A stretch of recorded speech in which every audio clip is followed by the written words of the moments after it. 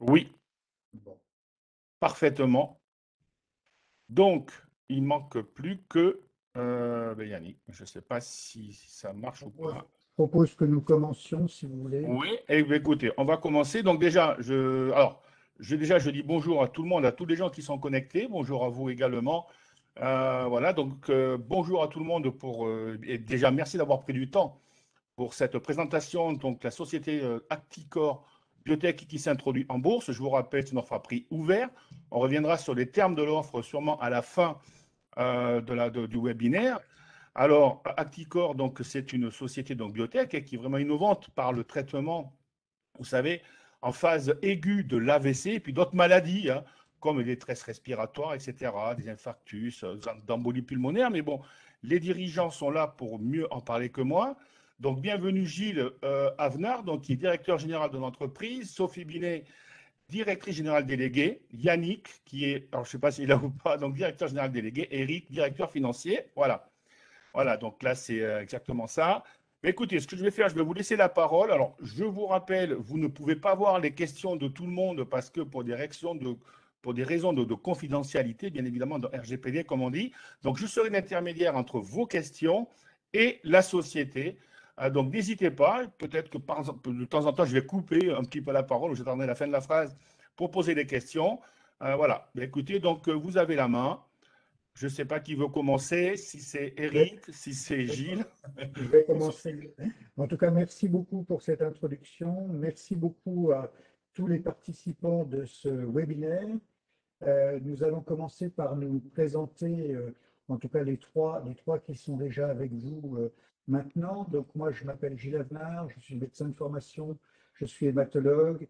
J'ai fait la moitié de ma carrière, je dirais, dans l'industrie biologique et l'industrie pharmaceutique. Je suis un développeur de médicaments. Et puis la seconde partie de ma carrière, plutôt dans les biotech, j'ai été le cofondateur et le dirigeant de BioAlliance Pharma pendant 13 ans. Et donc aujourd'hui, je dirige depuis 2014 Acticor Biotech. Je vais passer la parole à Sophie qui est devant moi et que vous voyez également.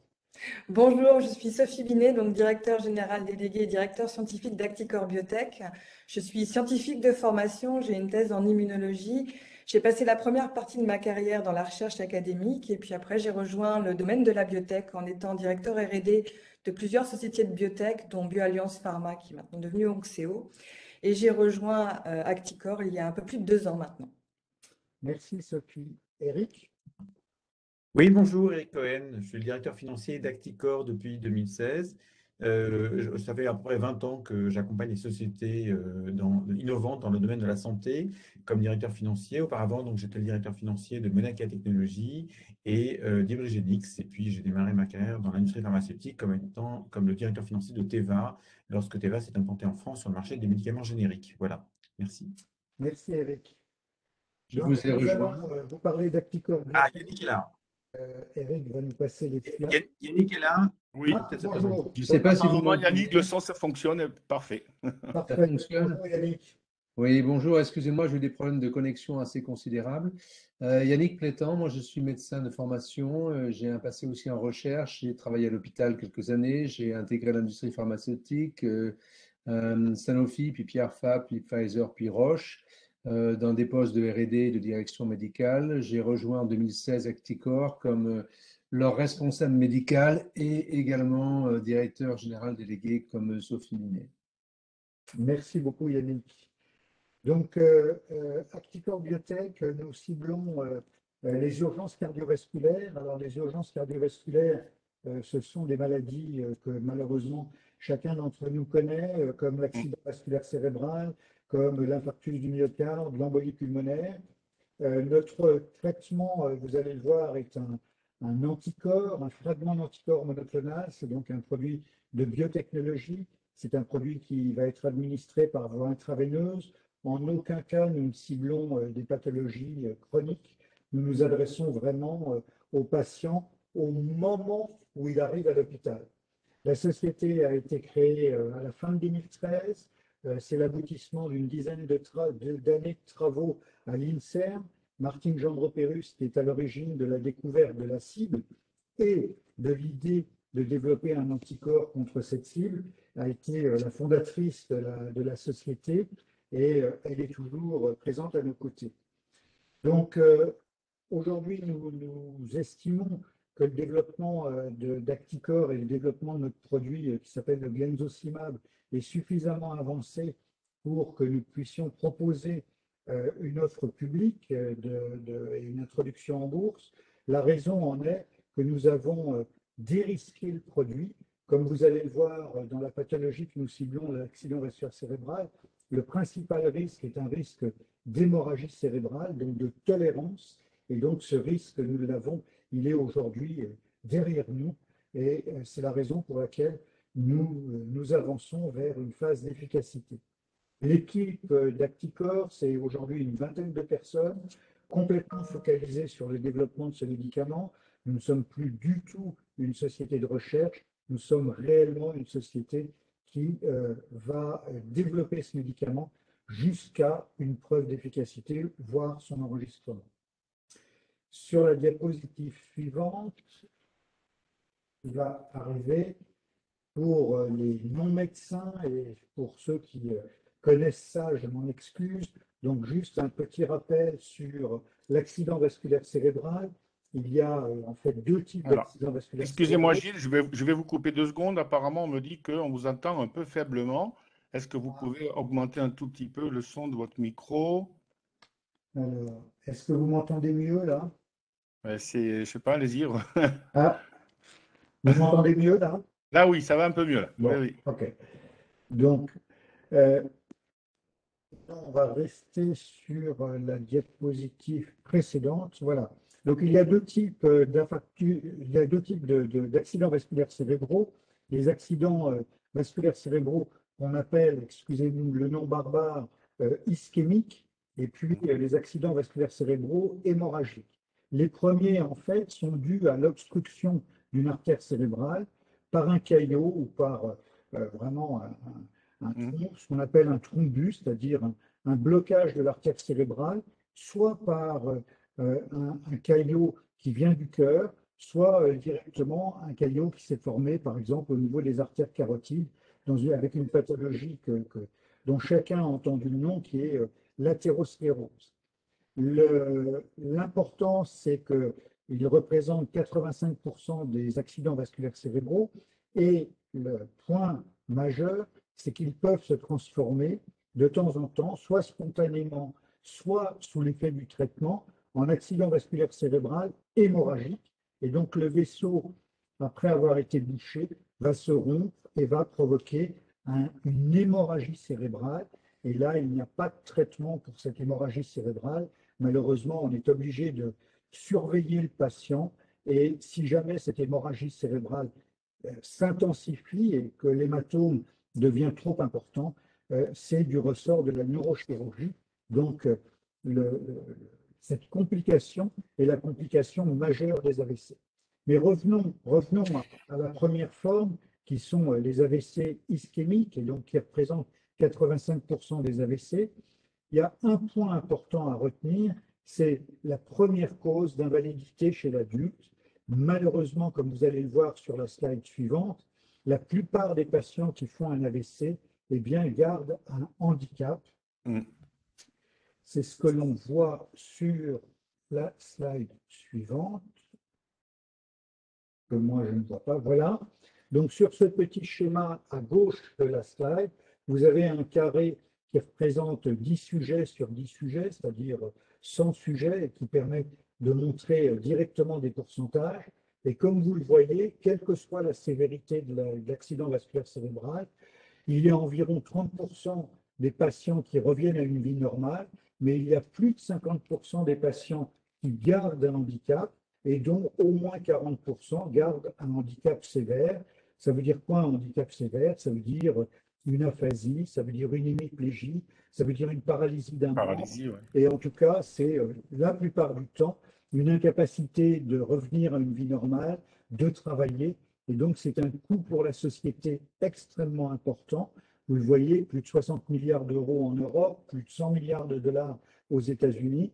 Le coût pour la société n'est non pas tant le coût de traitement, contrairement à certaines pathologies comme le cancer, mais c'est vraiment le coût du handicap. Et évidemment, l'objectif de tout nouveau traitement dans cette pathologie, c'est de réduire le handicap, c'est de réduire le nombre de patients avec un handicap sévère et d'augmenter le nombre de patients qui reviennent à une vie normale. On va le voir tout à l'heure. Diapositive suivante. Juste 2 mots sur le traitement actuel de l'AVC. Il est assez pauvre. Comme vous le voyez, il n'y a qu'un médicament qui s'appelle l'altéplase, qui est un médicament qui a été développé il y a plus d'une vingtaine d'années. C'est un médicament qui a une fenêtre de temps, comme vous le voyez sur cette échelle de temps, qui est extrêmement courte, une fenêtre d'utilisation qui est entre 0 et 4h30 après le premier symptôme, ce qui d'abord implique qu'on reconnaisse l'AVC, qu'ensuite le patient arrive dans un service spécialisé très vite et qu'il puisse être traité dans les 4h30. Au-delà de 4h30, eh bien, le risque d'hémorragie cérébrale apparaît de façon importante et donc ce médicament est contre-indiqué après 4h30 et après 4h30, il n'y a pas de médicament qui puisse être donné dans un accident vasculaire cérébral jusqu'à 12 ou 24 heures. De plus, ce médicament a une faible efficacité, comme vous le voyez, environ maximum 30% d'efficacité, et vous allez le comprendre, on a besoin d'améliorer cette efficacité pour avoir moins de patients avec un handicap. La deuxième technique que vous voyez sur cette slide, c'est ce que l'on appelle la thrombectomie. C'est une technique que chacun d'entre nous connaît pour le cœur, pour les artères coronaires. Quand on fait un infarctus du myocarde, on se retrouve dans une salle, excusez mes mots barbares, dans une salle de cathétérisme dans un hôpital qui est capable de monter un cathéter dans les artères coronaires. Et bien maintenant, c'est la même chose dans les artères cérébrales. On peut monter un cathéter dans une artère cérébrale pour aller retirer, pour aller aspirer le caillot. Cette technique a une efficacité qui est démontrée, environ 50% d'efficacité, mais là encore, eh bien, une grande proportion de patients gardent un handicap.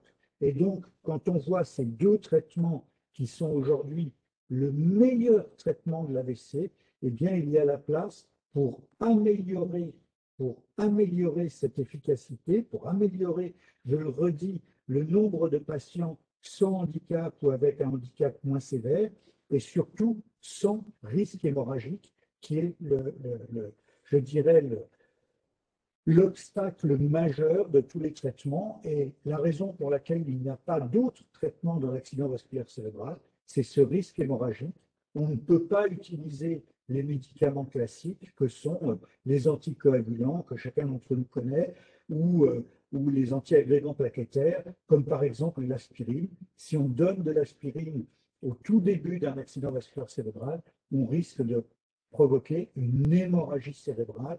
Et je dirais la caractéristique, le positionnement de notre médicament, c'est justement, comme vous allez le voir, de pouvoir être donné à ce moment-là sans risque hémorragique. Diapositive suivante. Juste quelques mots de la science, si les diapositives passent.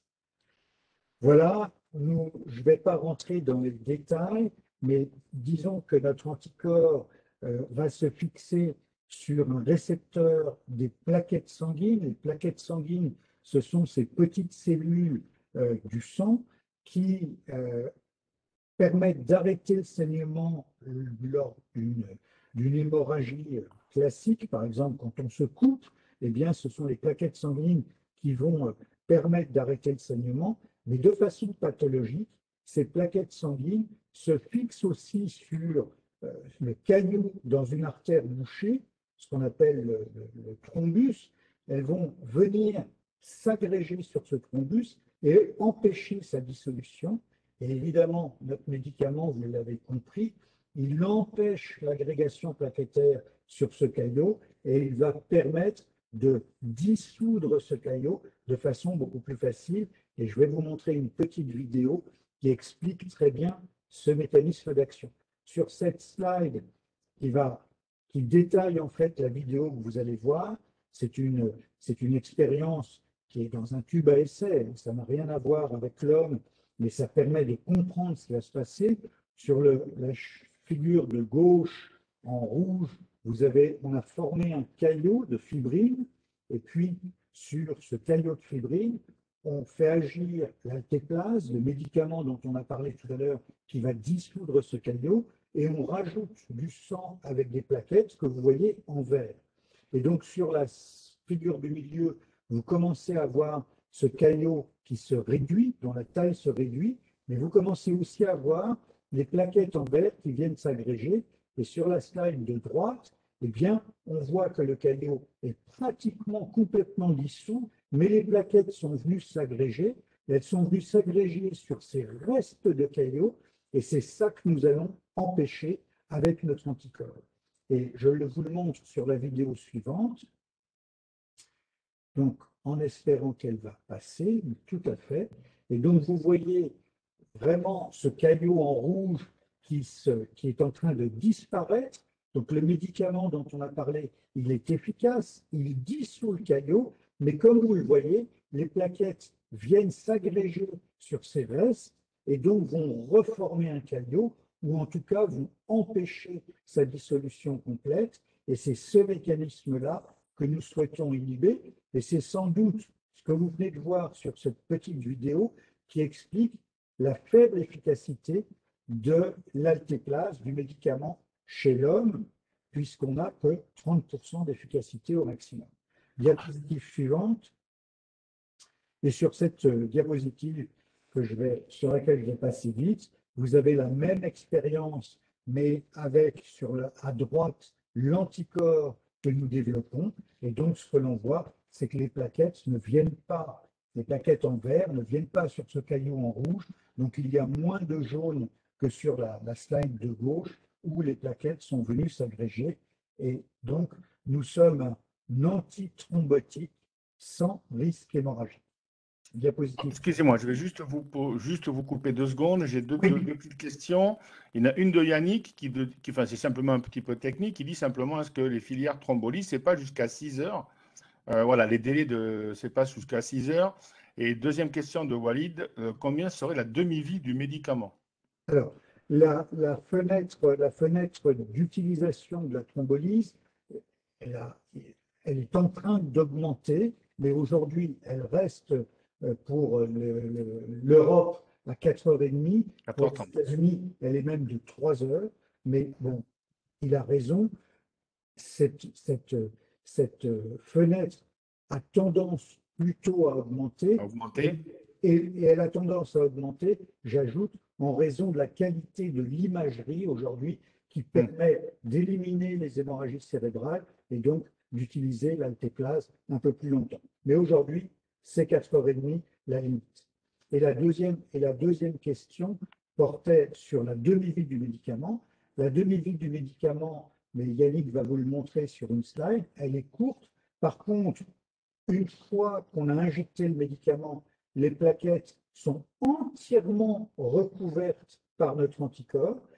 On inhibe totalement l'agrégation plaquettaire et malgré une demi-vie courte du fragment d'anticorps, on inhibe pendant au moins 12 heures et c'est la fenêtre pendant laquelle nous souhaitons être efficaces, mais vous allez le voir sur une slide suivante. D'accord. Je laisse la parole à Sophie qui va vous parler quelques minutes du produit et de la propriété intellectuelle. Juste, attendez, juste encore 2 secondes. Du coup, oui. Juste pour terminer là-dessus, du coup, est-ce qu'il n'y aurait plus quasiment de risque hémorragique? Non, le risque hémorragique dû à l'altéplase, il existe toujours. C'est de l'ordre de quelques pourcents. Mais ce que nous faisons, c'est nous allons améliorer l'efficacité de l'altéplase sans rajouter de risque hémorragique. D'accord. Voilà, Walid, vous avez votre réponse. Et bien évidemment, comme disait Rémi, mais je crois que c'est un petit peu hors sujet, la prévention et la reconnaissance des signes sont primordiales. Maintenant, peut-être que, voilà, comment détecter. Alors, je réponds en une seconde. La détection des signes, c'est primordial. Je pense que l'éducation sanitaire de la population elle est fondamentale pour que les patients arrivent plus vite à l'hôpital. Maintenant, la prévention, elle est la prévention du risque cardiovasculaire et on ne peut pas traiter tout le monde, on ne peut pas mettre toute la population sous anticoagulants ou antiagrégants plaquettaires à cause de ce risque hémorragique. Donc malheureusement, la prévention médicamenteuse des patients sains qui n'ont pas de pathologie sous-jacente, elle est impossible aujourd'hui. D'accord. Parfait. Allez-y, Sophie. Merci. Oui, quelques mots sur le produit. Donc, le Glenzocimab, c'est donc un fragment d'anticorps monoclonal dirigé contre la protéine GP6, comme vous l'a expliqué Gilles. Aujourd'hui, c'est donc un produit biologique. Il est produit à partir d'une lignée cellulaire qu'on appelle une lignée CHO, qui est très utilisée en biotechnologie. On utilise une technologie d'expression des protéines qui s'appelle la technologie JPEX, qui vient d'une société américaine qui s'appelle Catalent. Et le produit, enfin la substance active, est aujourd'hui produite chez Merck Millipore, qui est une société qui se trouve dans le sud de la France. Jusqu'à ce jour, on a produit 4 lots qu'on appelle BPF, donc bonne pratique de fabrication de 200 litres de ce produit pour alimenter nos essais cliniques.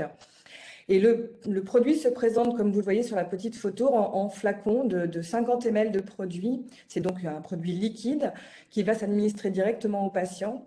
On utilise 2 flacons par patient puisqu'on a pu déterminer que c'était la dose de 1000 mg qui était la dose la plus efficace le plus longtemps chez les patients, comme vous le montrera tout à l'heure Yannick sur les études de phase 1 chez le volontaire sain.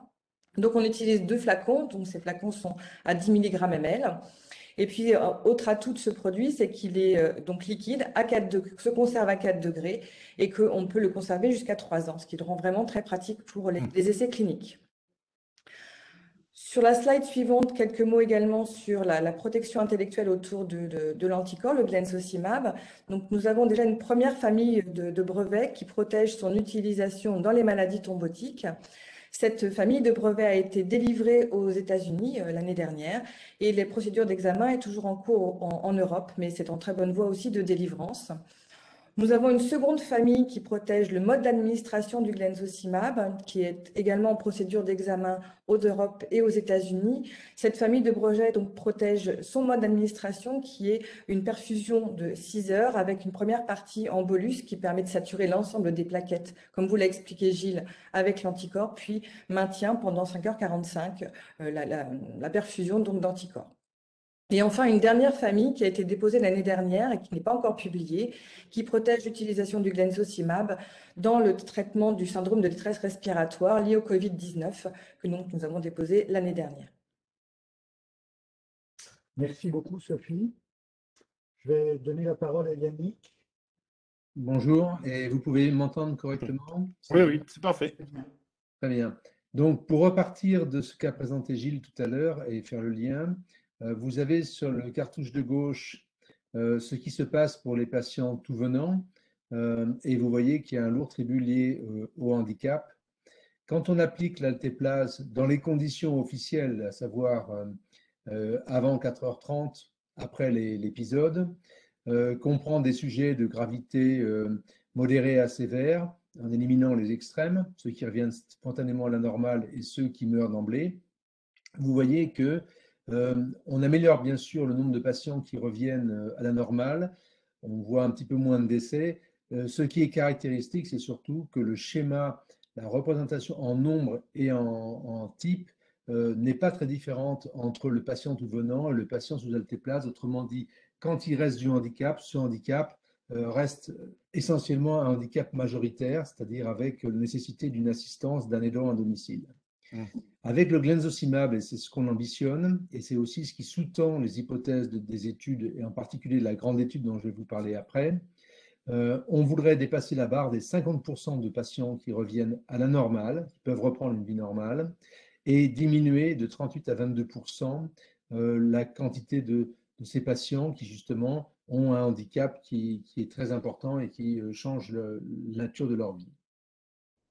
Sur le slide suivant, on voit dans le stroke ce qu'on a essayé de construire comme colonne vertébrale de développement, avec une étude chez les volontaires sains qui a permis de démontrer l'innocuité du produit seul, de définir les doses, mais je vais vous montrer ça avec un peu plus de détails. Avec ces premiers résultats, on a lancé une étude en 2 phases, 1B et 2A, qui s'est appelée l'étude Actimis, donc qui consistait à revérifier la bonne dose en association avec le traitement de référence chez un nombre limité de sujets en dose croissante, et ensuite de confirmer la dose découverte sur un nombre plus important de patients contre placebo. Et parvenu à ce stade, de lancer une étude de phase 2-3, dite adaptative, permettant d'aller tout droit jusqu'à l'enregistrement du produit avec un beaucoup plus grand effectif de patients.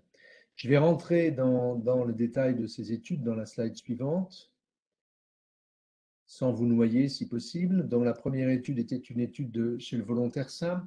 Alors pourquoi le volontaire sain? Ça permet d'avoir des effets purs, si on peut dire.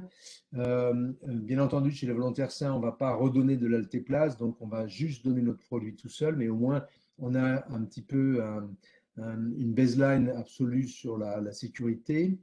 On a testé des doses de 62,5 jusqu'à milligrammes jusqu'à 2 grammes, de façon donc en doublant à chaque fois la dose. Et comme vous voyez à droite, on a montré donc les courbes les plus basses représentent les doses les plus élevées et le pourcentage d'inhibition le plus fort de l'agrégation plaquettaire, et l'axe des X représente le temps. Vous voyez qu'on a deux doses qui se détachent des autres, qui sont les doses de 1000 et 2000 mg, 1 et 2 grammes. Et donc, celles-ci permettent de couvrir la fenêtre des 24 heures avec une inhibition quasi complète chez pratiquement la totalité des sujets.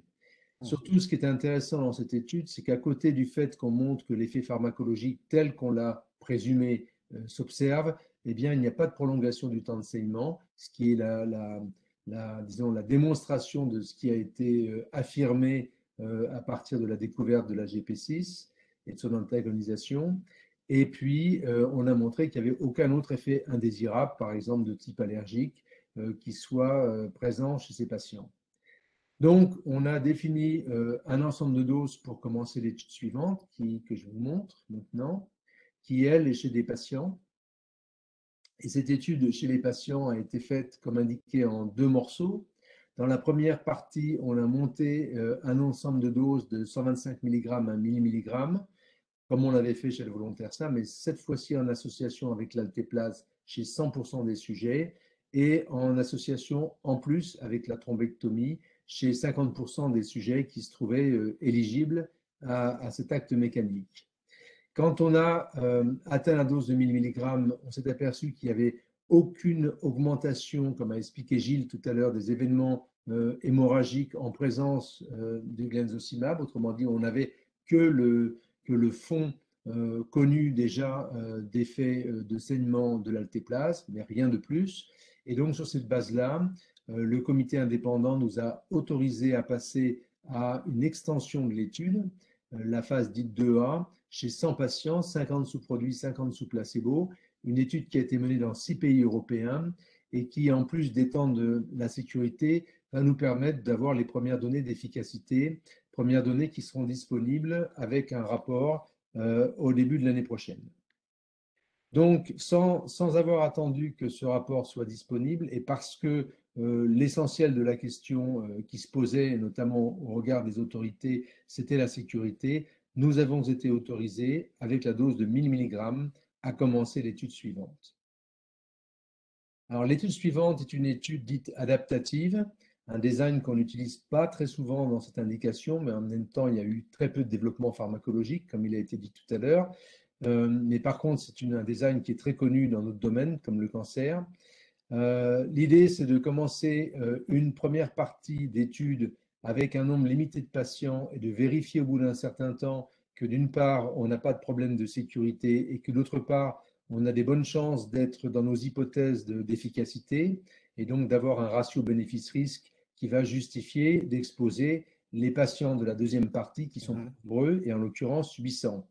Le total faisant 1000 patients et les 1000 patients faisant partie de la même étude qui permet d'aller jusqu'à l'enregistrement parce que le critère principal que vous voyez à droite est un critère qui se mesure à 90 jours, qui est reconnu officiellement et qui a une signification en termes de handicap résiduel. Bien entendu, en même temps, on va recueillir des critères secondaires, on va regarder ce qui se passe dès les premières 24 heures et on va regarder la qualité de vie et bien entendu la sécurité sur un échantillon de patients plus grand. Cette étude va être menée en Europe dans un nombre un peu plus grand de pays, 8 à 9 pays, et aux États-Unis. Et les deux études n'en formeront qu'une avec un même protocole pour une inclusion du premier patient maintenant, une fin de la première partie d'études au premier trimestre 2023, une analyse dite de futilité, donc intérimaire, à 200 patients dont on aura les résultats au deuxième trimestre 2023 et qui, si tout va bien, nous amène directement à l'enregistrement étant considéré comme un enregistrement à l'échelle mondiale. La slide suivante précisément nous montre qu'on a une deuxième étude qui va être conduite cette fois-ci par un promoteur académique qui est l'Assistance publique des hôpitaux de Paris, avec financé par le ministère de la Recherche et par un grant. Cette étude est une étude dans la thrombectomie, à la différence de l'étude précédente. 100% des patients auront une thrombectomie et probablement à peu près la moitié d'entre eux auront une thrombolyse. Vous voyez qu'on est dans un phénomène en miroir cette fois-ci par rapport à ce qui se passait précédemment. Et on aura une autre différence importante avec l'étude que nous menons, que nous avons commencé, c'est que cette étude couvrira une période de 0 à 24 heures, ce qui répond peut-être à la question de la personne qui a interrogé tout à l'heure. Effectivement, on va sortir des cadres usuels de l'utilisation des moyens actuels de standard of care. 400 patients sont prévus, l'étude est de phase 2-3. Il y aura donc également une analyse intérimaire. Cette analyse intérimaire aura lieu à 120 patients. Et si tout va bien, on complétera avec 280 patients supplémentaires. Et le critère sera aussi un critère acceptable par les autorités, le même que dans l'autre étude. Et d'autres critères secondaires seront importants, et notamment, on insiste sur l'imagerie, puisque 100% des patients auront une imagerie qui permettra de montrer aussi le mécanisme d'action. Est-ce qu'on a recanalisé les patients qui avaient une obstruction visible? Est-ce que l'infarctus a une taille plus grande, plus faible? Voilà, toutes ces choses, on pourra les montrer. Donc, l'étude sera menée en France exclusivement puisque le promoteur est français et le financement est français. Le premier patient étant inclus à la fin de cette année, tout à fait à la fin ou tout début de l'année prochaine. On attend des résultats intermédiaires qui devraient tomber en même temps que les résultats d'ActiSafe, c'est-à-dire au deuxième trimestre 2023. Voilà. Les deux études, si je prends la slide suivante, vont être la part essentielle. Non, c'est celle d'après. C'est celle-ci. Vont être la part essentielle. On va revenir sur cette étude, sur ces leaders après. Si vous voulez, je peux avoir la slide suivante. Ces deux études vont non, la slide d'avant. Celle-ci. Les deux études vont constituer la base essentielle de l'enregistrement du médicament auprès des autorités européennes et américaines, associé bien sûr à quelques compléments du point de vue non clinique et du point de vue CMC, pour une AMM qui devrait être délivrée en 2026. Et pour être sûr que cela se passe, on a pris des conseils d'agence depuis 2016 avec le MedShare, avec l'EMA en 2018, avec en 2019 la FDA. Nous ambitionnons d'avoir non seulement la reconnaissance d'un statut privilégié du fait du besoin médical, mais aussi un enregistrement accéléré. Et des contacts ont déjà été pris avec les autorités asiatiques, ou du moins leurs représentants, à travers des experts japonais et à travers notre licencié en Chine. Si je peux revenir sur la slide d'avant. La slide d'avant vous dit que tout ce travail a été fait grâce à l'intermédiation, au support et au fait que toutes ces personnes nous font confiance parce qu'elles croient dans notre produit. À droite, sur la slide, vous voyez tous les experts européens, derrière le professeur Mazigui de la Riboisière. Ces experts ont participé à l'étude Actimis et nous ont aidés pour la constitution de l'étude ActiSave. À gauche, vous avez le professeur James Grotta, qui est un leader mondial de l'AVC, et tout un ensemble d'autres experts qui, eux aussi, nous suivent. Et il y a encore d'autres investigateurs prêts à démarrer aux États-Unis. Et vous voyez en bas que nous avons une équipe Acticor aux États-Unis, de façon à être un peu incarnée sur le sol américain. C'est très important par rapport aux experts, un directeur médical, Shahin Garakanian, et 2 personnes qui seront nos yeux, nos oreilles, notre contact auprès des investigateurs pendant l'étude qui va démarrer. Voilà, j'ai fini avec ça pour vous parler de la stratégie dans le stroke. Vous voyez sur la slide d'après que nous avons d'autres indications. Et ces indications sont des indications essentiellement exploratoires au nombre de 3, une dans le Covid, une dans l'embolie pulmonaire et une dans l'infarctus du myocarde. Et en quelques mots, je vais vous en parler. Sur la prochaine slide, vous voyez une étude qui vient de se terminer, qui est une étude exploratoire qu'on a menée de façon un peu opportuniste. La raison étant que les plaquettes ont montré qu'elles avaient un rôle extrêmement important dans l'aggravation des formes respiratoires et organiques du Covid-19. La raison en est que des microthromboses se passent dans les capillaires pulmonaires, des phénomènes aussi d'embolie pulmonaire, d'embolie cérébrale ont été décrits. Et donc, les plaquettes sur lesquelles nous agissons, en empêchant leur activation et leur agrégation, sont aussi des réservoirs importants de cytokines. Vous avez entendu parler de l'importance des cytokines comme facteur de déclenchement inflammatoire de cette pathologie. Donc, on est parti avec le support d'un ensemble de conseillers internationaux qui ont pensé que c'était important d'y aller, de même que les responsables de notre board, excusez-moi, conseil d'administration, je cherchais le nom, qui nous ont poussé dans cette direction aussi en disant qu'on avait une espèce de devoir éthique finalement d'essayer de faire quelque chose à la phase aiguë de cette pandémie.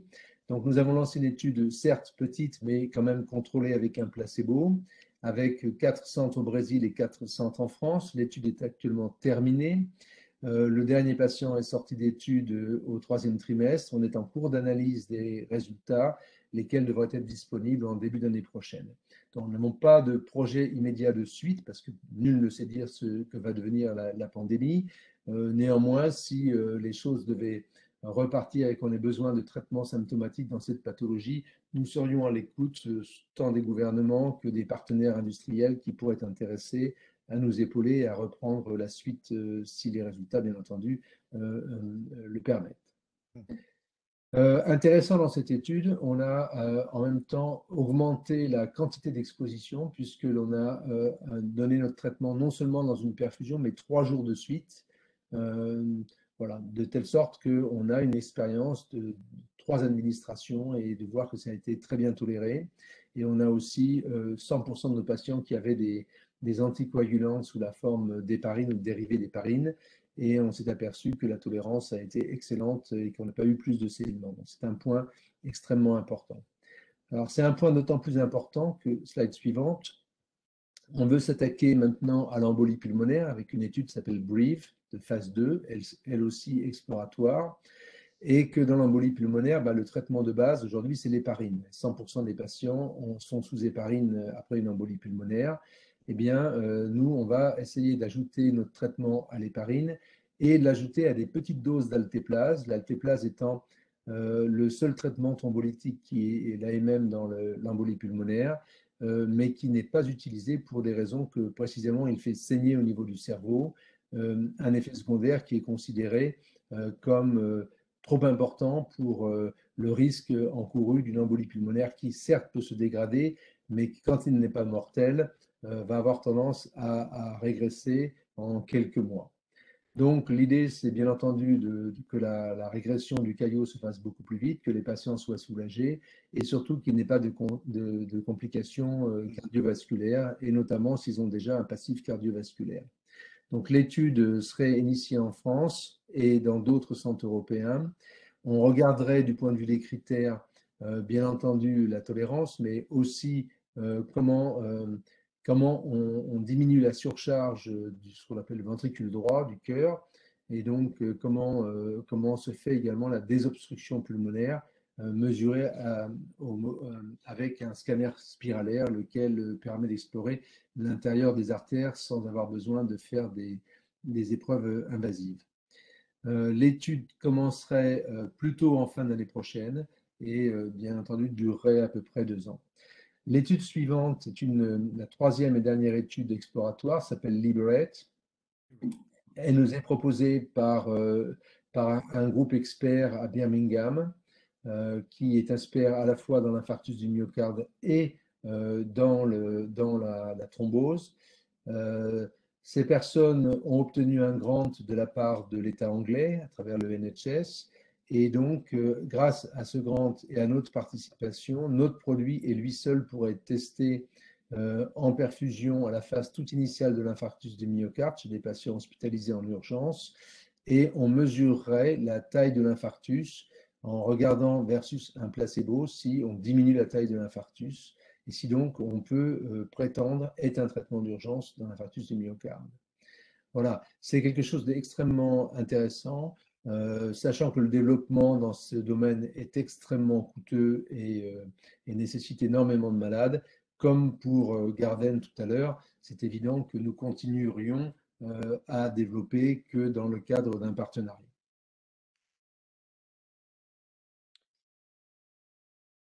Y a-t-il des questions sur le plan? Non, pour l'instant, il n'y a pas trop, non, pour l'instant, il n'y a pas de questions. Donc, je suppose que ce que vous venez de signaler sur Breath et puis Liberate, c'est peut-être une des raisons aussi, peut-être de l'introduction en bourse, non? Ça fait peut-être partie de ça, non? Enfin, je ne sais pas, j'avance peut-être, mais bon. Je laisse Gilles ou Eric répondre. Je pense qu'il y a Oui, bien sûr, une partie de l'utilisation des fonds de l'introduction en bourse va être utilisée pour ces deux études, sachant quand même que l'étude Liberate, elle est sponsorisée, comme le disait Yannick, par le NHS, donc le gouvernement anglais. Donc la contribution d'Acticor sera modérée. Elle sera un peu plus importante sur l'étude bref, mais relativement modérée quand même. La principale utilisation des fonds de l'introduction en bourse va être concentrée sur la grande étude ActiSave, qui est l'étude dans l'AVC qu'a présenté Yannick, parce que c'est l'étude qui va mener directement à l'enregistrement du produit. Donc, c'est là où les efforts principaux sont concentrés. D'accord. Ça fait un lien avec les perspectives et le rationnel de l'opération. Alors, le news flow, enfin, tout ce pipeline clinique, évidemment, il a des bénéfices en termes de news flow. Et le news flow, évidemment, qui est prévu est assez abondant. D'abord, sur le premier trimestre 2022, on a donc les résultats d'Actimis qui seront complètement déclarés, en tout cas dévoilés. Même si aujourd'hui, on n'a pas de surprise sur la partie tolérance du produit et sécurité du produit, on va dévoiler l'intégralité des résultats. On va avoir aussi l'intégralité des résultats de l'étude Garden dans le Covid-19. Donc, évidemment, ça peut aussi avoir une incidence très forte sur le développement de la société si les résultats sont positifs. Et puis, en 2023, au Q2 2023, on a deux milestones fondamentaux aussi. L'analyse de futilité, donc la première partie de l'étude ActiSave, qui va intégrer 200 patients et qui va donc donner ses résultats en Q2 2023. Enfin, en tout cas, on va savoir si l'analyse de futilité est positive ou négative. Et le deuxième milestone important sur cette période-là, ce sont les résultats intermédiaires de l'étude Green, qui est aussi une phase 2-3 sur 120 patients. Et donc là aussi, on attend des résultats d'efficacité. Voilà. Entre-temps, on va avoir ce qu'on appelle des PPI, c'est-à-dire les premiers patients inclus de plusieurs études, notamment donc l'étude Green, l'étude Breath et l'étude Liberate, qui vont démarrer entre maintenant et la fin de l'année 2022. Et donc, pour répondre à la question de Ghislain, justement, si tout va bien, quand aurait lieu la mise sur le marché, donc la commercialisation?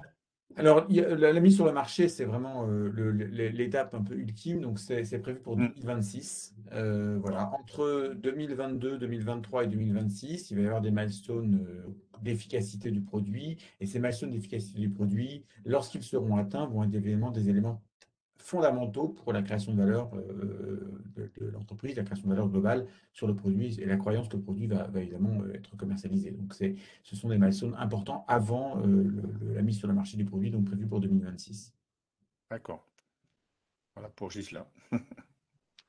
Voilà, alors les perspectives de business, parce que évidemment, Acticor, vous l'avez compris, n'est pas une entreprise philanthropique, même si on a comme vocation première d'améliorer le sort des patients atteints d'AVC. Il y a aussi un objectif commercial derrière ça, bien sûr. Alors, il y a 4 millions de patients qui globalement, dans le monde, entre les États-Unis, la Chine, l'Europe et le Japon, qui ont un AVC chaque année. C'est 150 000 patients en France. Si on prend la première fenêtre d'opportunité pour le benzocimab, ça représente en fait les patients qui vont arriver à l'hôpital dans les 4h30 après la survenance de l'AVC. Ça représente 20% de ces patients, soit un bassin de population, si on fait la multiplication, de 800 000 patients potentiels. Ça, c'est le bassin de population, le premier bassin de population. Il y en aura d'autres derrière. Quand le produit sera enregistré sur cette première indication, on va essayer d'étendre ensuite la fenêtre d'utilisation du benzocimab au-delà de 4h30 pour aller jusqu'à éventuellement 12 heures. Si on regarde maintenant la partie prix du produit, la référence qu'on donne ici, c'est la référence du médicament aujourd'hui, le seul médicament utilisé dans cette indication.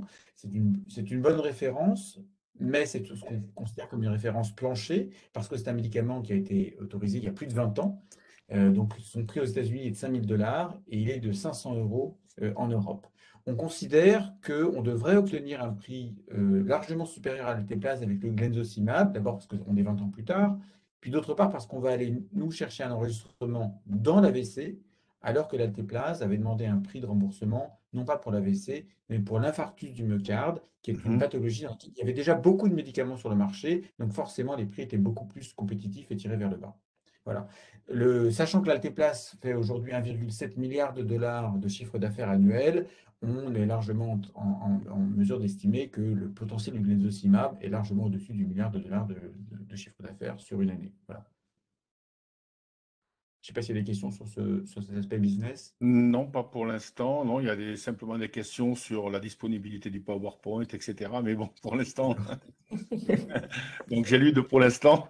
On verra ça Ça va peut-être. arriver, d'accord. Alors, l'opération, donc, on vise 20 millions d'euros. L'engagement des historiques est à hauteur de 50%.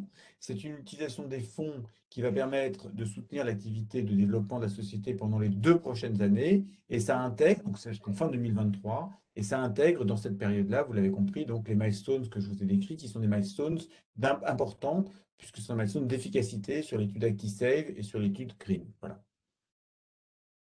D'accord. Alors, les modalités de l'opération. Alors, peut-être un point peut-être sur l'actionnariat historique. C'est un cas intéressant de savoir jusqu'à là par qui la société a été financée et comment. Donc, elle a été financée globalement à hauteur de 44 millions d'euros précisément depuis sa création. C'est finalement à la fois beaucoup d'argent et peu d'argent. Beaucoup d'argent parce que c'est des sommes importantes, mais si on était aux États-Unis, on aurait probablement dépensé 2 à 3 fois plus. Donc, on a été assez cost efficient. En tout cas, on a vraiment géré au plus rapide et au plus efficace les dépenses de la société. On a été financé par un consortium assez international d'investisseurs, mais tous spécialisés en santé. 2 fonds d'investissement français en santé, Go Capital et le fonds Carista. Et en France, on a été aussi financé par une plateforme de crowdfunding bien connue qui s'appelle Anaxago, qui a cru dans le projet très tôt, dès 2015, et qui a fait souscrire un grand nombre d'investisseurs particuliers qui ont souscrit dès 2015 aux différentes opérations d'augmentation de capital de la société, ce qui fait qu'aujourd'hui, à travers la holding d'Anaxago, on a déjà plusieurs centaines de particuliers qui sont actionnaires. Voilà. On a fait rentrer aussi au capital un autre fonds d'investissement européen qui s'appelle Newton Biocapital, qui est un fonds d'investissement belge et cofinancé aussi par des investisseurs au Japon. Et ce fonds était donc le lead de la série B.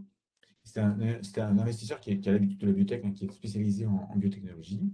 On a autour de table des sociétés pharmaceutiques. La première, c'est une société pharmaceutique italienne qui s'appelle Mediolanum, qui a investi dans la société dès 2016. La seconde, c'est une société pharmaceutique chinoise qui s'appelle China Medical Systems, CMS, qui est cotée à la bourse de Hong Kong, qui est une mid-size pharma, enfin une société pharmaceutique de taille moyenne aux États-Unis, en Chine, mais en Chine, une société de taille moyenne, c'est quand même quelques milliards de capitalisation et de chiffre d'affaires. Elle est actionnaire d'Acticor à travers ses 2 fonds d'investissement corporate.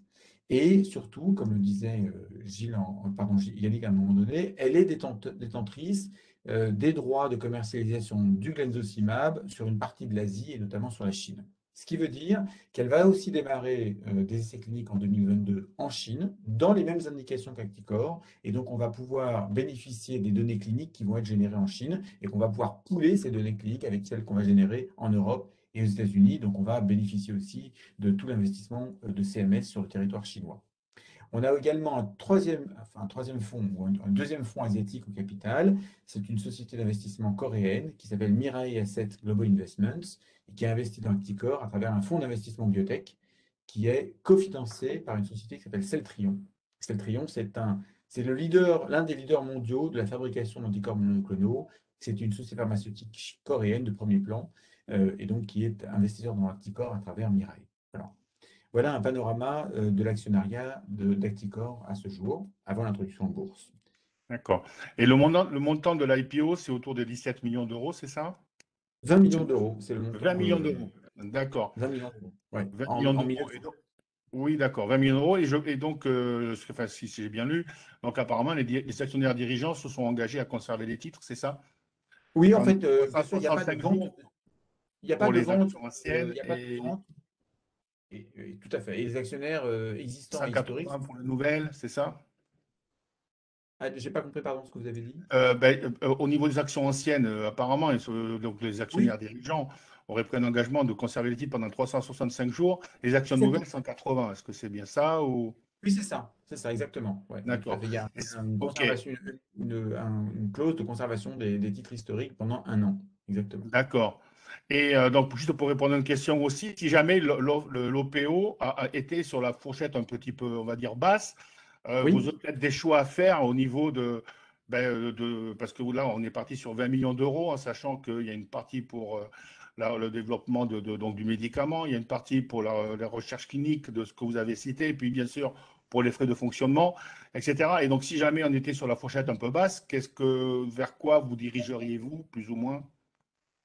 Qu'est-ce bah, que... écoutez, oui, enfin, si jamais on est sur une fourchette basse, de toute façon, on va privilégier le développement dans l'AVC. Ça, c'est vraiment le focus de la société. Et on pourrait aller chercher des financements non dilutifs, éventuellement pour financer d'autres essais, notamment dans l'embolie pulmonaire, par exemple, ou, voilà, ou le développement pharmaceutique. Donc, voilà, on a d'autres voies de financement voilà, si on est dans la fourchette basse de l'introduction en bourse. D'accord. Bon, c'est bon, j'ai répondu à la question. C'est ce qu'on a d'ailleurs fait, je ne l'ai pas mentionné, mais il faut bien de me le rappeler. On a déjà sécurisé depuis le début de la création de la société 7 millions d'euros de financement non dilutif Ouais, parce que Acticor a été lauréat de nombreux prix et de récompenses en France et en Europe qui lui ont permis de bénéficier de l'ensemble de ces subventions. Donc, elle était lauréat du concours mondial de l'innovation phase 1, mm, phase 2, puis ensuite phase 3, lauréat du concours iLab, Innov, pardon. Euh, Elle était aussi lauréate du concours French, enfin pas du concours, mais mm. je dirais du patchwork, ce qu'on appelait la French Tech 120, la première classe de French Tech 120. Voilà. Donc tout un tas de awards et de récompenses qui ont permis de sécuriser les financements non dilutifs aussi. Alors, question intéressante de Ghislain, est-ce qu'il y a une réduction d'impôt pour le souscripteur? Oui. Oui, tout à fait. Il y a une souscription d'impôt pour les souscripteurs. Oui, tout à fait. D'accord. Voilà, Ghislain, donc, OK. Donc, allez-y. Ouais, après, on ira faire un petit tour sur le site Bourse Direct pour voir comment on passe l'ordre. Mais si vous voulez bien expliquer, donc, ouais, pourquoi pas les modalités de l'opération, j'y reviendrai tout à l'heure. Oui, d'accord, voilà, donc c'est une opération avec une OPO, une offre à prix ouvert et un placement global auprès d'institutionnels en France et dans certains Mhm. pays européens. La fourchette de prix, donc c'est entre 7,12 euros 12. et 9,62 euros, qui porte sur presque 4 millions d'euros d'actions nouvelles ordinaires pour un montant en milieu de fourchette, ce qu'on appelle le point médian, de 20 millions d'euros, qui peut être porté à 23 millions en cas d'exercice de clause d'extension et à 26 D'accord. millions pour un exercice de clause de surallocation. Sur allocation. Les, OK. ouais, voilà. Et les historiques sont engagés donc, à apporter 10 millions, 10,3 millions d'euros sur cette opération, ce qui donne une fourchette de capitalisation boursière entre 77 millions d'euros et 104 millions d'euros en fonction de là où on se situe sur la fourchette de prix, avec 11% de flottants pouvant être porté à 18% de flottants en cas d'exercice de clause d'extension et de surallocation. Voilà. D'accord. Le Est-ce qu'il y a... calendrier, oui. Oui, allez-y, allez-y. Ouais, le calendrier. Alors voilà, l'opération, donc l'offre publique s'est ouverte le 15 octobre, Mhm. vendredi dernier. Elle se clôturera à 17 h heure de Paris, le 26 octobre.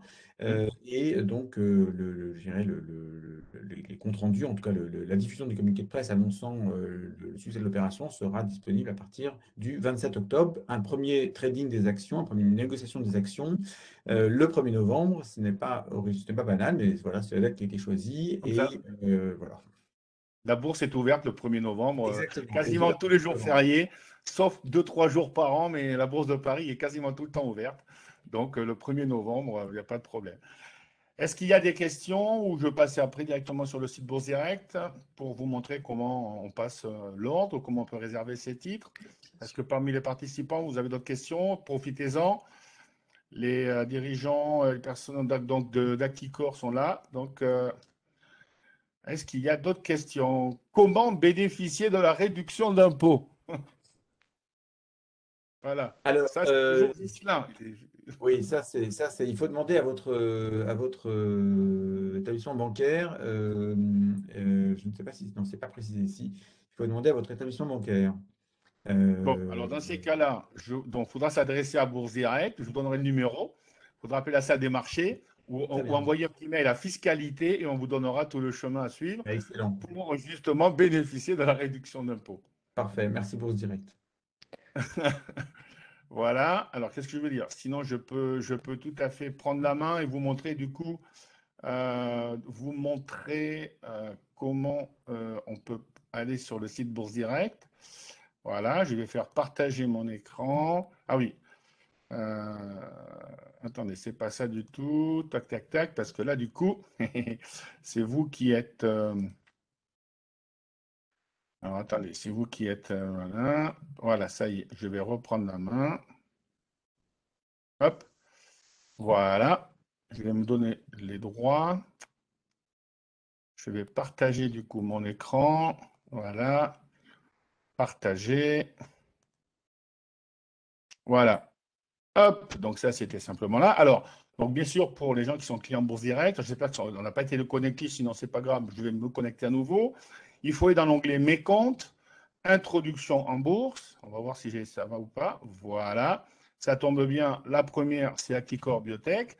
Donc, c'est une offre à prix ouvert, comme l'a dit Eric, entre 7,12 € et 9,62 €. Alors, on n'est pas des institutionnels, on est des particuliers. Donc, bien évidemment, pour réserver vos titres, il faudra du cash, puisque c'est donc en espèces, et on prendra la fourchette la plus haute. Voilà, donc 9,62 pour bloquer, entre guillemets, la somme pour réserver. Je vous rappelle que le règlement livraison, c'est le 29 et première cotation, le 1,10. Alors, pour ceux qui n'ont jamais participé un petit peu aux formations, aux introductions, il y a deux types d'ordres. Vous voyez, il y a A1, A2. Tout simplement, c'est pour que personne ne soit lésé. J'ai fait un tout petit tableau Excel ici, vous voyez, pour que personne ne soit lésé. Qu'on achète 500 titres, 1000 titres ou 5000 titres, il y aura toujours des ordres qu'on appelle prioritaires qui sont A1 jusqu'à 200 titres inclus. Au-delà, c'est A2. En sachant que, bien évidemment, si l'opération est un grand succès, les ordres A2 risquent d'être réduits, bien évidemment, jusqu'à même 0, et pourquoi pas même A1. Voilà, mais de toute façon, c'est nous qui faisons le dispatching entre A1 et A2. Voilà, pour la partie un tout petit peu technique, c'est une action qui sera éligible au PEA et PEA-PME. Si vous voulez avoir des renseignements sur la fiscalité, donc justement sur la réduction d'impôts, vous pouvez appeler la salle des marchés au 01 56 88 90 90. Ou alors ici, dans Mes comptes, il y a un contact ici, vous voyez, dans Contact. Voilà. Vous pouvez soit ici aller par exemple dans la rubrique fiscalité. L'objet de la demande, information fiscalité. Pour le compte, vous mettez votre compte et vous posez vos questions. Comment bénéficier de la réduction d'impôt?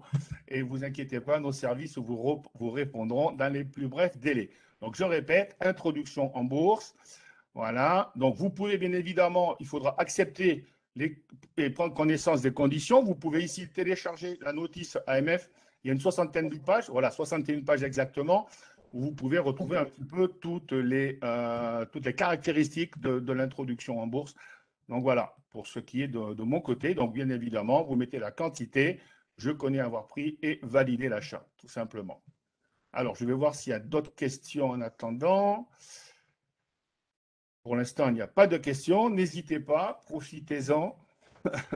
Il y a Gilles, Sophie, Yannick et Eric sont là pour vous répondre. Sinon, pour moi, ça va. Alors, est-ce que vous voulez rajouter quelque chose ou pas?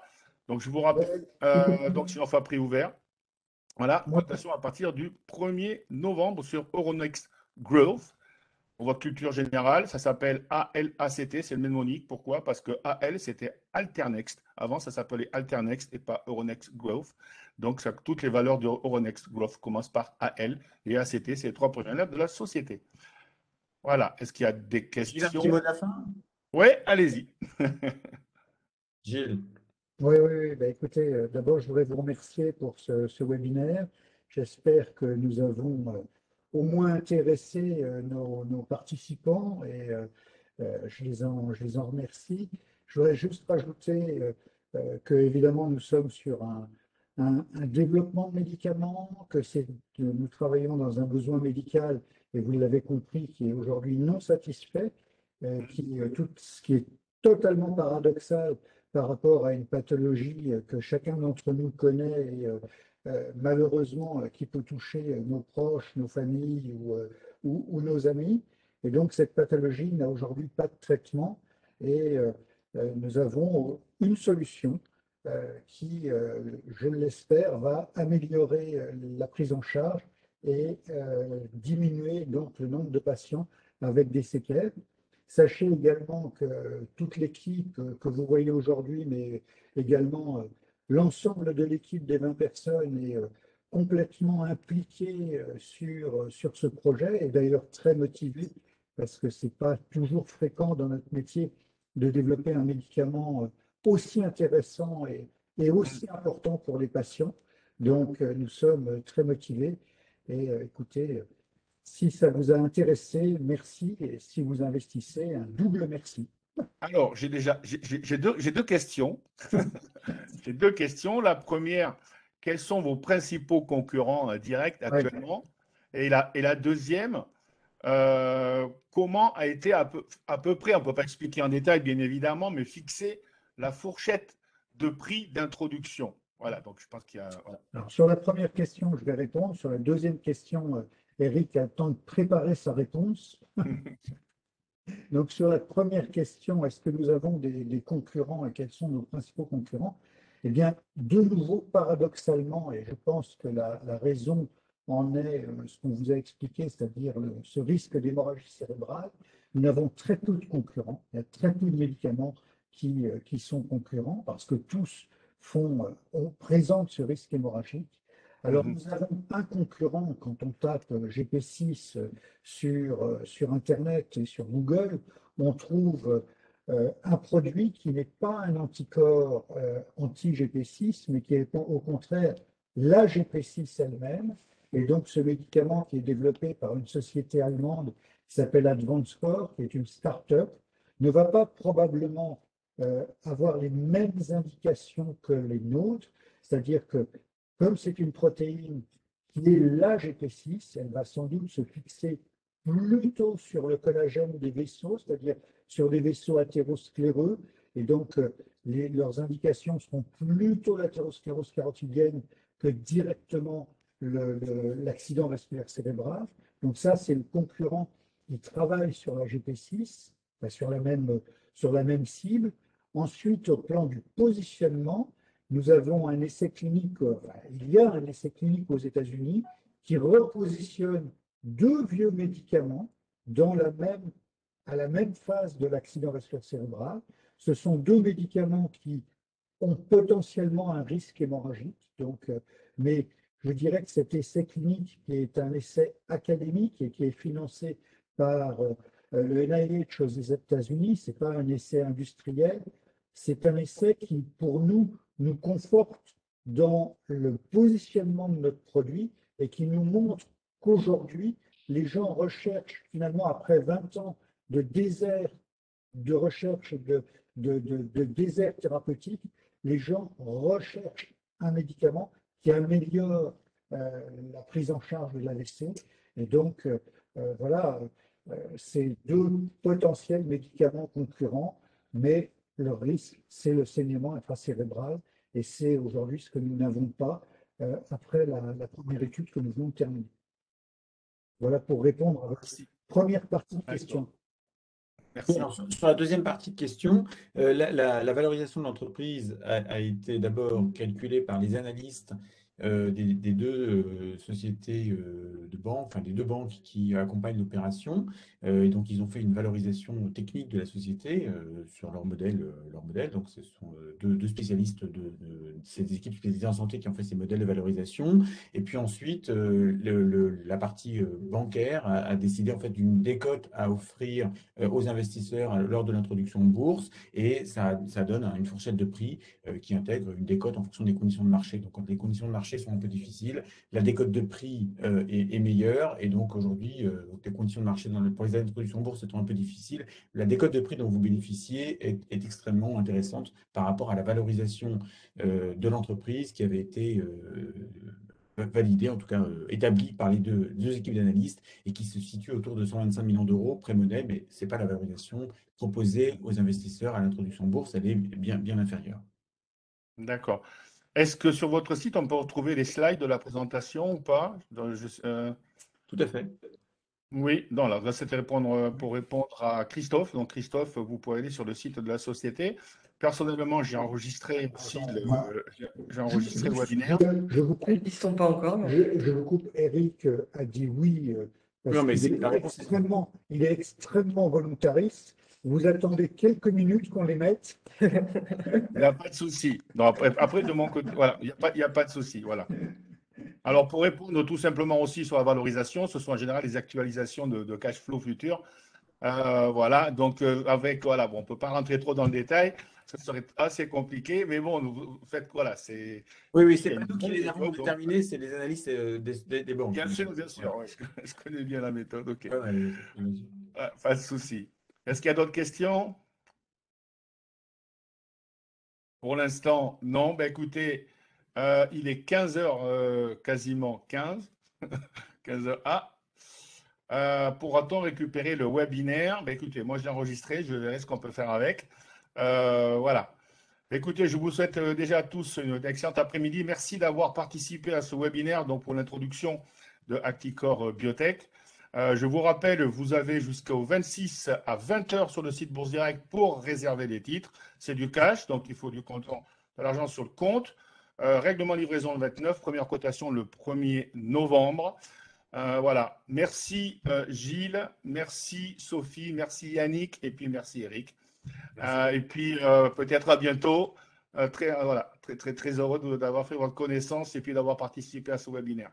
Merci Merci. beaucoup. Merci à vous. Voilà, Merci. à très bientôt. Merci Merci beaucoup. à tous. merci. Allez, au revoir.